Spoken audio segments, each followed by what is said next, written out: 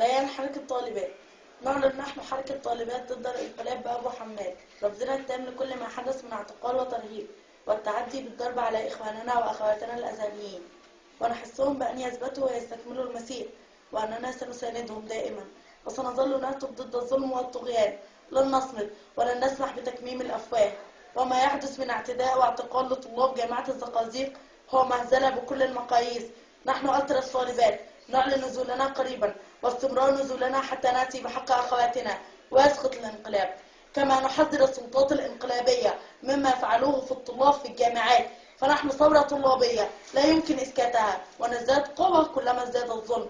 لن نسمح بالتعدي على أي طالبة منا، وسنقف بكل حزم أمام هذه المهزلة التاريخية.